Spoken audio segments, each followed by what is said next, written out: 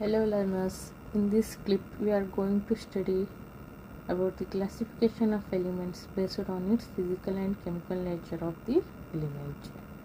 इस क्लिप में हम देखेंगे कि फिजिकल और केमिकल नेचर के बेसिस पे एलिमेंट्स किस तरह क्लासिफाई होते हैं. Based on its physical and chemical nature, elements are categorized into three categories, that is metals, non-metals and metalloids. At first, let us deal with the metalloids, so it will make easy to understand later what are non-metals and metals when we compare the difference. Okay, पहले तो हम metalloids के बारे में जान लेते हैं, फिर डिफरेंस के तौर पर हम देखते जाते हैं कि मेटल्स और नॉन मेटल्स क्या होते हैं. मेटालॉइड्स का एक सिंपल सा डेफिनेशन है. Metalloids are the elements that show the property which intermediate between metals and non-metals. Metalloids ऐसे एलिमेंट्स हैं जिसकी प्रॉपर्टी मेटल्स और नॉन मेटल्स के बीच में है. मतलब वो थोड़ी बहुत प्रॉपर्टीज़ मेटल्स की भी दिखा देते हैं और थोड़ी बहुत प्रॉपर्टीज़ नॉन मेटल्स की भी शो करते हैं. तो मेटालॉइड्स का हो गया. अभी देखते हैं मेटल्स और नॉन मेटल्स क्या होते हैं. Through difference we will study what are they. Okay, metals are generally solid. metals का कैरेक्टरिस्टिक क्या होता है, वो जनरली सॉलिड नेचर होते हैं. मॉलिक्यूल्स क्या होते हैं, टाइटली पैक्ड होते हैं, एक्सेप्ट मर्क्यूरी. मर्क्यूरी एक लिक्विड मेटल है.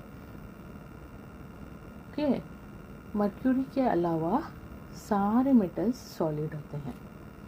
But non-metals can be solid, liquid or gases. Okay, then metals are lustrous in nature.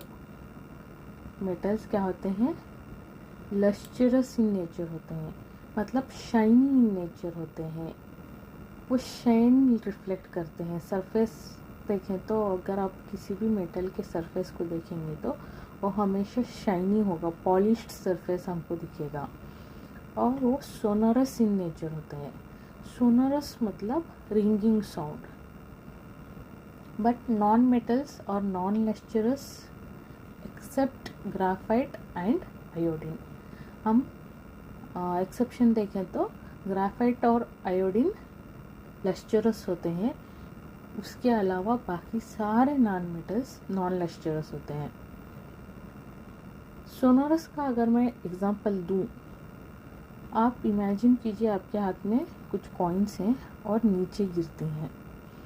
जब वो नीचे गिरती हैं तो उसमें आपको एक किस्म का रिंगिंग साउंड प्रोड्यूस होता है. ओके, लेकिन अभी आपके पास वुड का कोई मटेरियल है, प्लास्टिक बॉक्स है, बॉटल है, कुछ है, अगर वो गिरेगा नीचे तो still you will hear this sound, but the sound is entirely different from the sound that is produced by the coins. Okay, even though non metals के कोलाइड होने पर साउंड प्रोड्यूस होगा, गिरने पर साउंड प्रोड्यूस होगा, लेकिन वो sound ringing sound नहीं होगा. सो इसलिए सिर्फ मेटल्स रिंगिंग साउंड प्रोड्यूस करते हैं, इसलिए हम उसको सोनोरस बोलते हैं. while non metals are non sonorous and non-lustrous except graphite and iodine. Metals are malleable and ductile. Malleable माना beaten into thin sheet. For example, अगर आप एक आयरन ब्लॉक लेंगे और उसको आप हैमरिंग करते रहेंगे तो वो शीट में बदल सकता है, या फिर आप हाई प्रेशर देंगे तो उसको हम थिन शीट में without brittleness, without breaking, without crack हम उसको थिन शीट में कन्वर्ट कर सकते हैं. जस्ट लाइक स्टील शीट्स आती हैं, एल्यूमिनियम फॉइल आती हैं, गोल्ड फॉइल आती हैं, सिल्वर फॉइल आती हैं. इसमें क्या होता है, मेटल्स को हम थिन शीट्स के रूप में है ना प्रोड्यूस करते हैं. सिमिलरली डक्टाइल माने drawn into thin wires. Thin wires के रूप में हम क्या करते हैं, मेटल्स को प्रोड्यूस कर सकते हैं without breaking it, without brittleness, okay, without cracks. Even though the malleability and ductility, strength and capacity varies, metals में मैलिबिलिटी और डक्टिलिटी की स्ट्रेंथ डिफरेंट मेटल्स की डिफरेंट होती है, but still they are malleable and ductile. But non metals are non malleable and non ductile. मतलब अगर एक आप वुड को लेंगे और उसको आप हैमरिंग करेंगे या फिर प्रेशर देंगे तो आप उसको थिन शीट में ट्रांसफॉर्म नहीं कर सकते. वो ब्रेक हो जाएगा, वो चीज़ ब्रेक हो जाएगी. आप थिन वायर में उसको ट्रांसफॉर्म नहीं कर सकते without brittleness, without breaking. Okay. Then next is metals have high density. Metals की डेंसिटी हाई होती है एक्सेप्ट सोडियम एंड पोटेशियम. इधर हम डेंसिटी ना वाटर को कंपेयर करके बोलते हैं. फॉर एग्जांपल, अगर आप सोडियम या फिर पोटेशियम को वाटर के ऊपर थ्रो करें तो सोडियम और पोटेशियम फ्लोट करेगा, क्योंकि सोडियम और पोटेशियम की डेंसिटी वाटर से कम होती है. बट अगर आप दूसरे मेटल्स को कंपेयर करें, आयरन, जिंक, कॉपर, ये सारे मेटल्स अगर आप पानी में डालें तो सिंक हो जाएंगे, क्योंकि उनकी डेंसिटी वाटर से ज़्यादा होती है. और metals have high melting point. Metals की मेल्टिंग पॉइंट हाई होती है सिवाय सीसियम और गैलियम के. While coming to non-metals are have low melting point than that of the metals और low density except diamond. में नॉन मेटल्स की melting point कम होती है while compared to metals और उनकी डेंसिटी भी कम होती है एक्सेप्ट डायमंड. डायमंड एक नॉन मेटल है because it is made up of carbon, right. Even though it is made up of carbon, अगर आप डायमंड को वाटर में डालेंगे तो वो क्या होगा, सिंक हो जाएगा. For example, 1 gram of water, 1 gram of sodium, 1 gram of potassium and 1 gram of diamond आप ले रहे हैं.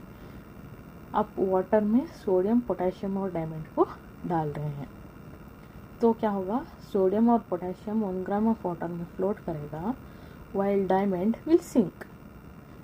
ये आपको इजीली अंडरस्टैंड करने के लिए मैंने एक एग्जांपल दिया है. Next, metals are good conductor of heat and electricity. Metals heat and electricity को इजीली अच्छे से कंडक्ट कर सकते हैं except lead and mercury. Mercury और लेड के अलावा सारे मेटल्स हीट एंड इलेक्ट्रिसिटी को कंडक्ट कर सकते हैं. मतलब अगर आप एक वायर या रॉड को इमेजिन करते हैं तो अगर आप एक एंड में करंट या हीट को प्रोवाइड करेंगे तो वो easily point B another end तक रीच हो जाएगा सिवाय लेड और मर्क्यूरी के. But non metals are bad conductor of heat and electricity except graphite. Graphite carbon से बना है, वो भी एक नॉन मेटल है, लेकिन graphite is a good conductor of electricity. So next, metals are highly reactive and they show metallic and ionic bond. Metals highly reactive होते हैं और वो मेटालिक और आयनिक बॉन्ड को शो करते हैं. मतलब they react with other elements और atoms through metallic and ionic bonds. Non metals are less reactive. Usually non metals less reactive होते हैं. वो है ना कोवेलेंट बॉन्ड और हाइड्रोजन बॉन्ड को शो करते हैं. So this is all about the classification of elements based on the physical and chemical nature of the element, metals, non-metals and metalloids. Thank you.